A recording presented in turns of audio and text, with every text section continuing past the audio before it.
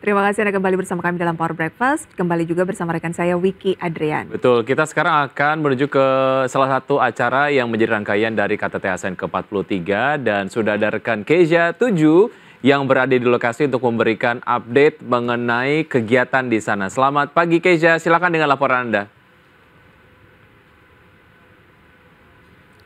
Selamat pagi Prisa dan juga pemirsa. Sekarang saya sudah berada di Jakarta Convention Center, di mana pada hari ini akan diselenggarakan hari terakhir dari penyelenggaraan konferensi tingkat tinggi atau KTT ASEAN ke-43 di Jakarta.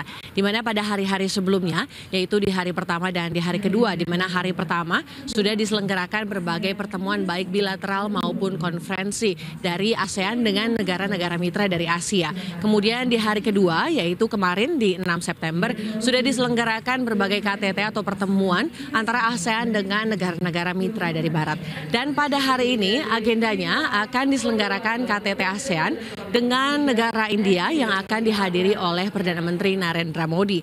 Kemudian akan dilanjutkan dengan KTT ASEAN dengan Australia, di mana akan dihadiri oleh Perdana Menteri Anthony Albanese. Dan selanjutnya kemudian akan dilanjutkan dengan KTT ASEAN dengan PBB atau United Nations, di mana ini juga akan langsung dihadiri oleh Sekjen PBB yaitu Antonio Guterres. Dan setelah ASEAN dengan PBB akan dilanjutkan KTT antara ASEAN atau Asia Timur, di mana ini merupakan terdiri dari negara-negara 10 negara anggota ASEAN dengan 8 negara lainnya seperti Amerika Serikat yang kali ini diwakili oleh Wakil Presiden Kamala Harris yang sudah tiba kemarin di Jakarta, kemudian juga dengan Federasi Rusia yang akan diwakili oleh Menteri Luar Negeri Rusia Sergei Lavrov, kemudian dengan Selandia Baru, Australia, China yang akan diwakili oleh Perdana Menteri Li Qiang, dan juga Jepang, Korea Selatan, dan juga India. Setelah KTT Asia Timur akan dilanjutkan pada sore hari pada pukul 16.40 waktu Indonesia Barat,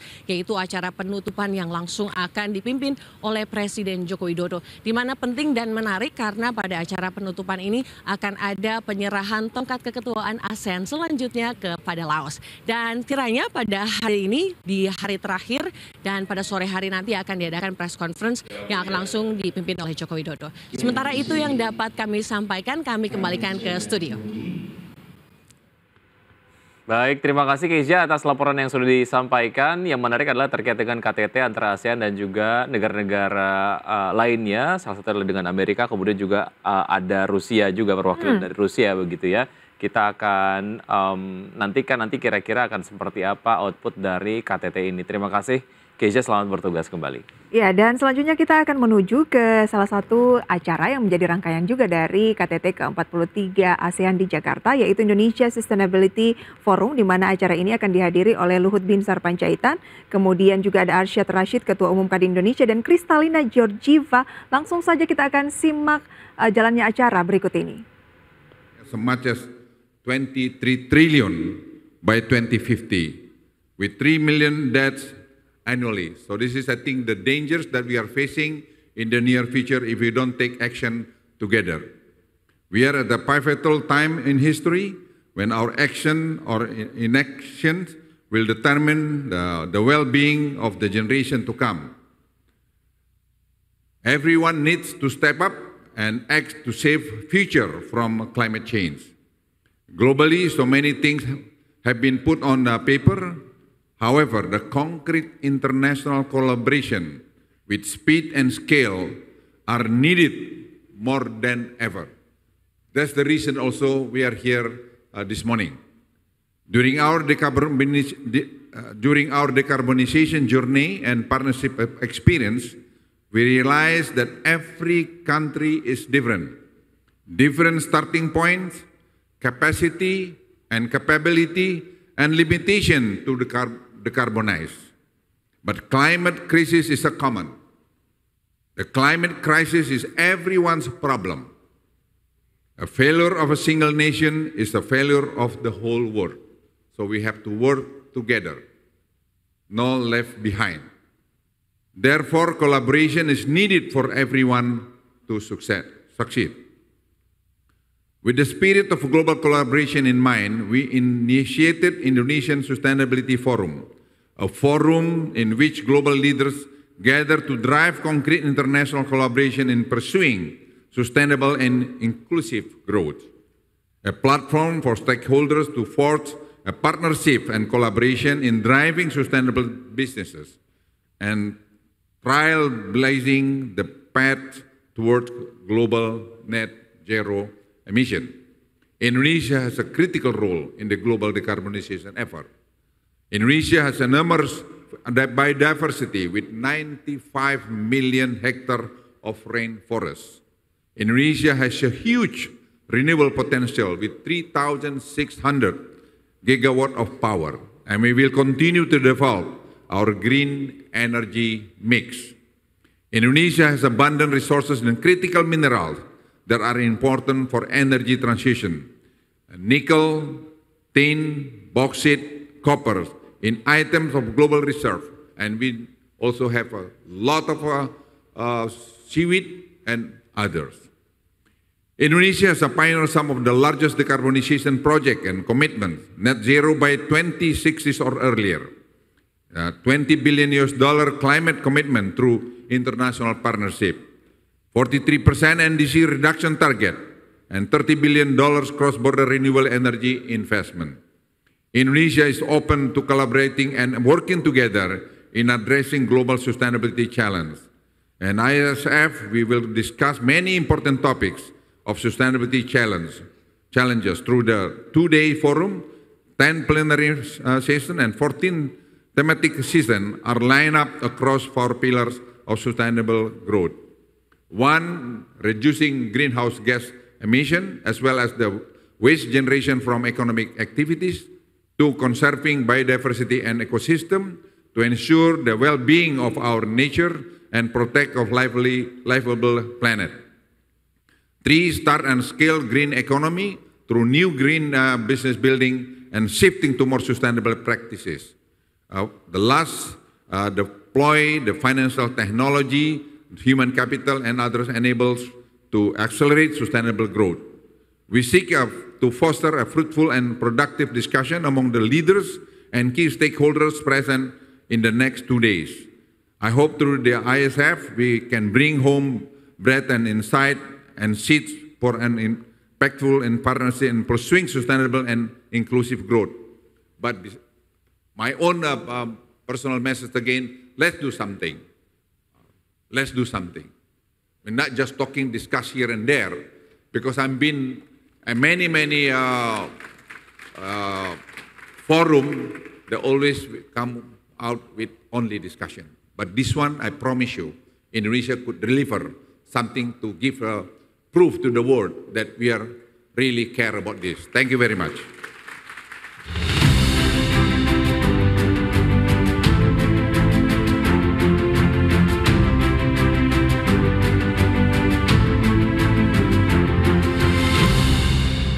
Thank you, Minister Luhut Binsar Panjaitan, for an impactful speech.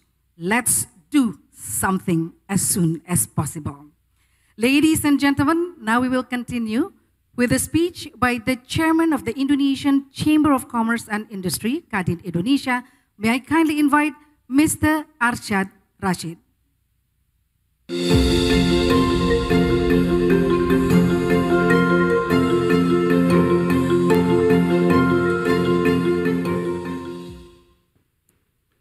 Assalamualaikum warahmatullahi wabarakatuh. Salam sejahtera untuk kita semua. Shalom, Om Swastiastu, Namo Buddhaya, salam kebajikan.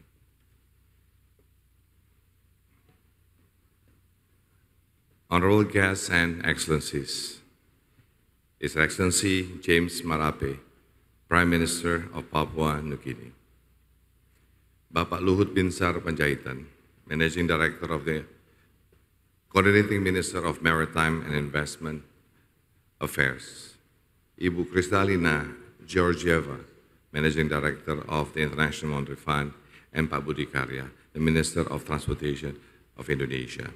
Honorable Ministers, esteemed delegates, distinguished guests, and fellow participants. Selamat pagi, a very good morning. It is with great honor and profound sense of responsibility that I stand before you today at the onset of Indonesia Sustainability Forum, a collaborative event by coordinating ministry for Maritime and Investment Affairs with Indonesia Chamber of Commerce and Industry, or Kadin Indonesia. Before we move on, I would like to report and announce that we have concluded the ASEAN Business and Investment Summit with massive success, where over 2,000 delegates from more than 55 countries graced us with their presence. But today, in these halls, we are not merely gathered. We are united by a shared vision and a pressing mandate to usher in the future of sustainable and inclusive growth. Excellency, ladies and gentlemen, the challenges we face are stark and immediate. Climate change, once a distant concern, now confronts us daily. The recent news that Jakarta has been named the city with the highest pollution in the world is itself a wake-up call. As we stand at crossroads, we have to make a choice between mere progress and principled progress, between mere growth and sustainable growth. It's not just an economic decision. It's a moral one. As any business leaders will attest, every challenge presents an opportunity, and Indonesia is rich in them. We have a great abundance, as mentioned by Pak Luhut Panjaitan, of renewable energy resources. We have the potential to generate 440 gigawatt of solar, wind, and hydropower. We are also the world's leading producer of nickel, tin, and copper, which are critical minerals for the production of batteries and other clean energy technologies. In addition to our natural resources, we also have a young and growing population, which means that we have a large workforce that can be trained in the green economy. This is not just about resource ownership. We are talking about potential global leadership in the green industry. Now you might wonder, how do we realize these potentials? One thing is for sure. We cannot work alone to solve this complex challenge.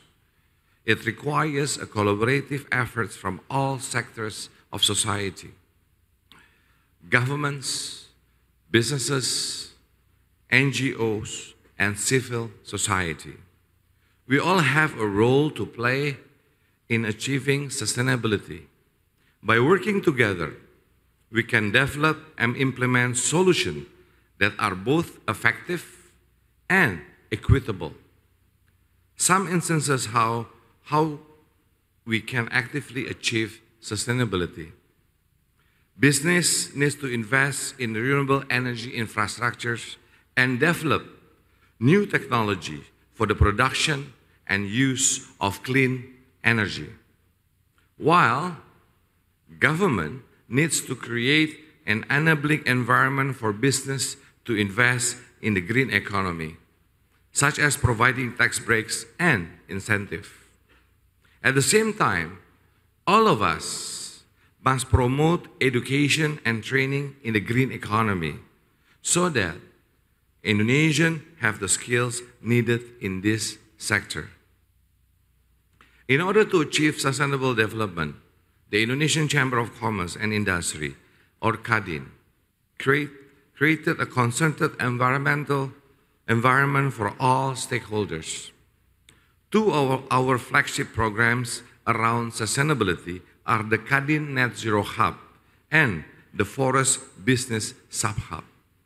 The Net Zero Hub acts as a platform for stakeholders to share knowledge and best practices for net zero, allowing businesses to improve their path towards net zero emission.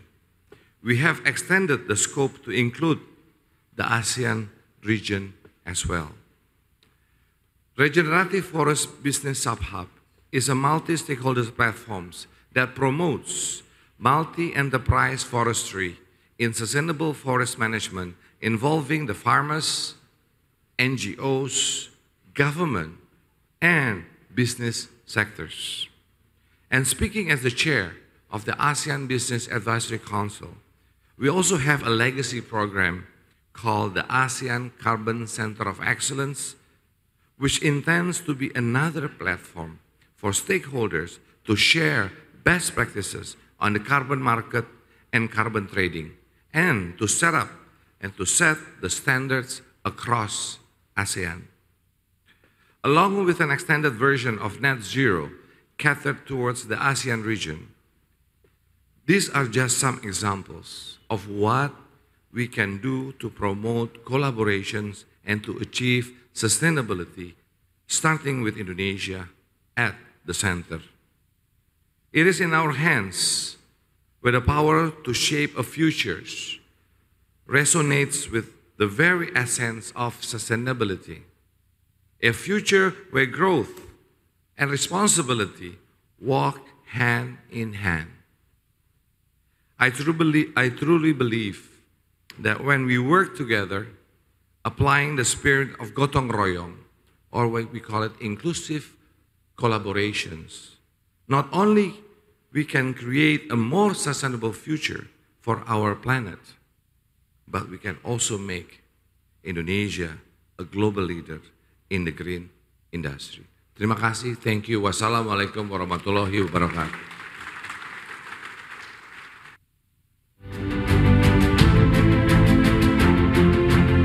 Thank you to the Chairman of the Indonesian Chamber of Commerce and Industry, Mr. Arsyad Rashid.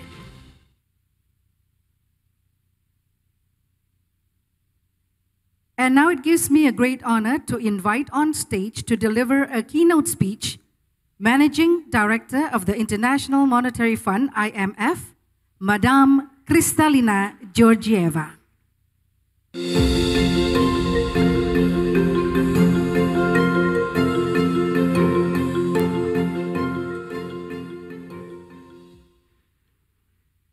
Selamat pagi.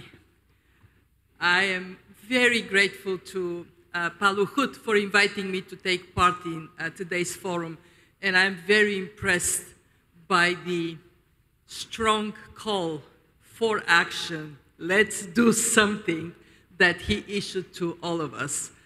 Also very honored to be with the Prime Minister of Papua New Guinea. We have strong partnership with Indonesian institutions. We heard very clearly that the climate crisis is a defining challenge of our times. It is also critical for the work of the IMF. Why? Because climate change puts at risk macroeconomic and financial stability, and on the flip side, climate action generates opportunities for green growth and green jobs. And this is the mandate of the IMF: macroeconomic and financial stability, growth and employment. I admire the ASEAN countries for how quickly they have taken the climate challenge to heart. These countries are at the forefront of the impact of climate change, but they are also driver for action in the region and globally. I want to start by recognizing how severe the impact of climate change is more broadly for the Indo-Pacific region and more specifically for ASEAN. We know that temperatures are rising here twice faster than the global average. And this is bringing more frequent, more severe extreme weather events. The exposure of ASEAN countries is so significant. 4 countries Myanmar, the Philippines, Vietnam, and Thailand are among the top 10 in the Global Climate Risk Index. And Indonesia is not far. Indonesia is severely affected by natural disasters and rising sea levels. And we know that wildlife, the forest fires are a threat that is getting more dramatic as temperatures go up. And of course, alongside the physical losses, we have the human cost, the suffering of people, the destroyed livelihoods of hundreds of millions.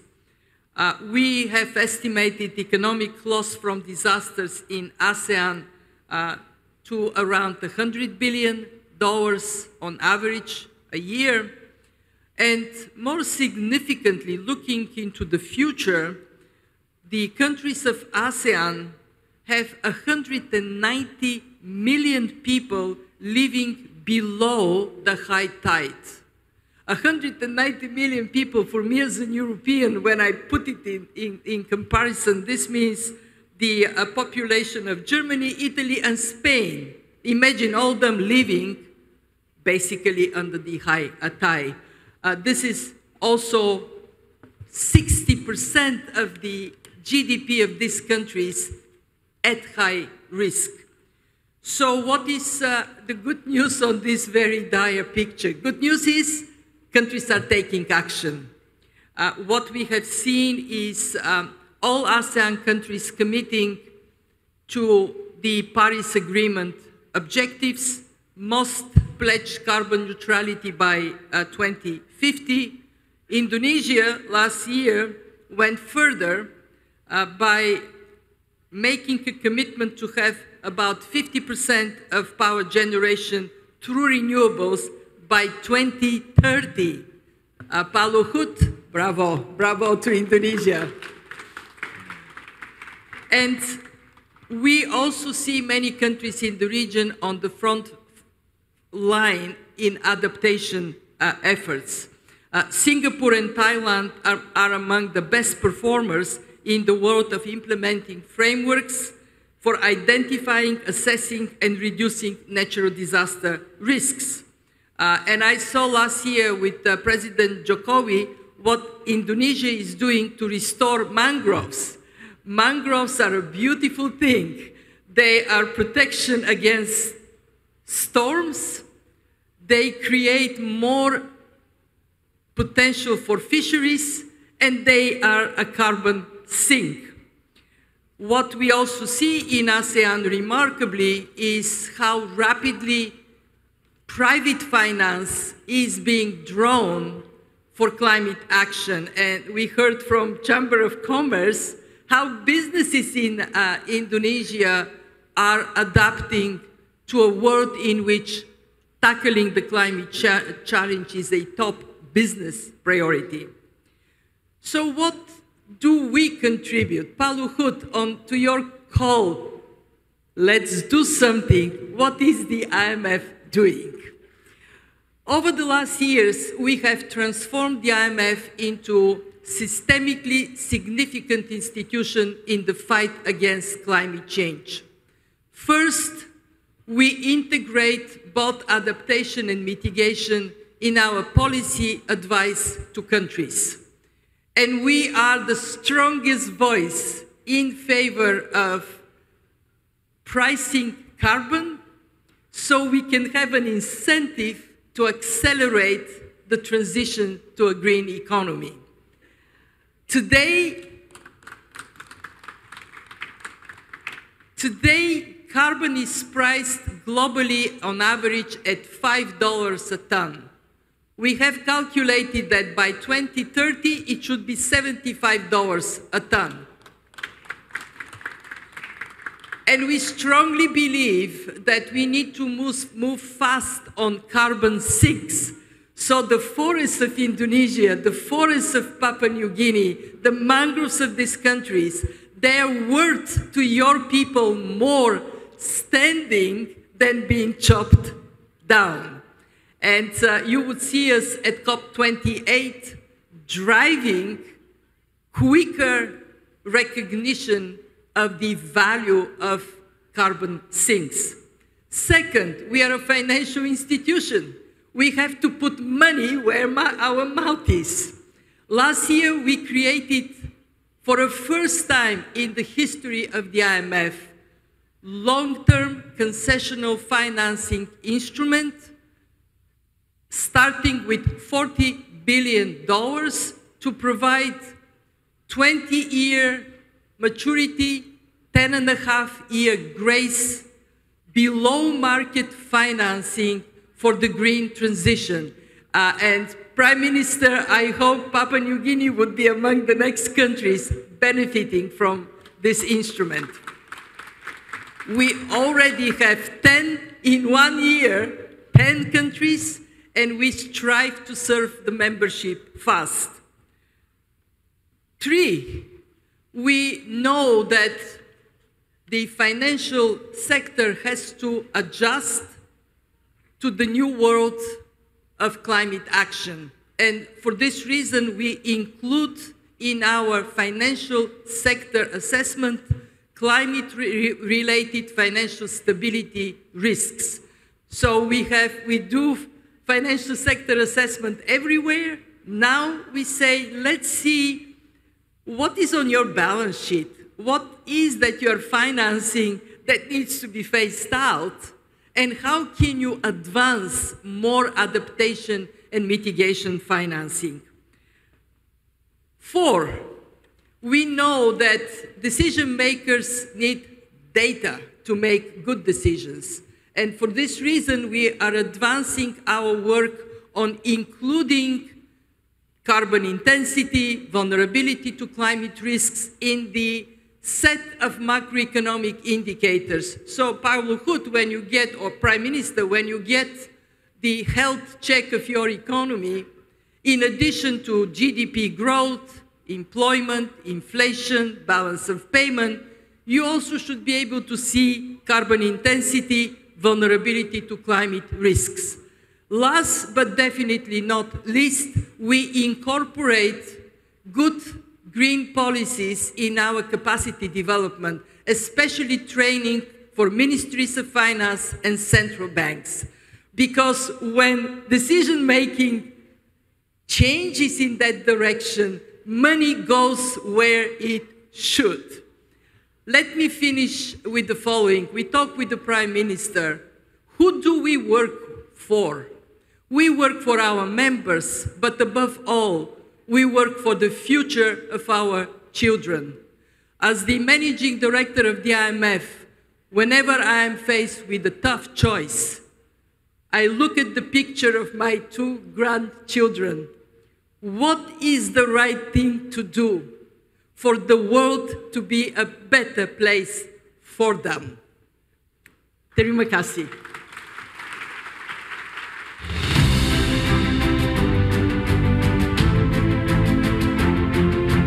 Thank you so much, Madam Kristalina Georgieva, for your insight.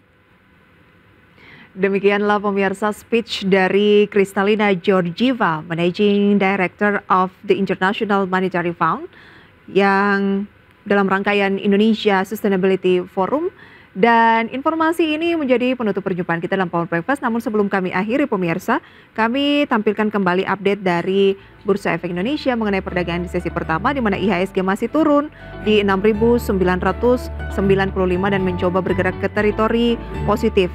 Saham-saham yang menjadi top gainers dan juga top losers, data selengkapnya bisa Anda saksikan di layar televisi Anda pemirsa, adalah saham-saham seperti Apex yang menguat 31% pada posisi 250, TFAS naik 24% di 1.275, M-Sky melambung 17,82%, Baby yang juga baru IPO masih mengalami penguatan 8%, GoTo masuk dalam top gainers naik 7,69%, saham Arto atau Bank Jago juga tidak ketinggalan naik 6,91%, Jasa Marga, Volt, Buka. Sementara top losers pemirsa adalah JTPE yang turun hampir 6%, SKRN, KKGI, COAL atau Coal, HATM, Unique, NSSS, BEEF, Itu adalah beberapa saham yang masuk dalam top gainers dan top losers based on value berdasarkan perdagangan pukul 9:40 saat ini. Dan saya Prisa Somodatu beserta kru yang bertugas pamit undur diri. Sampai berjumpa kembali.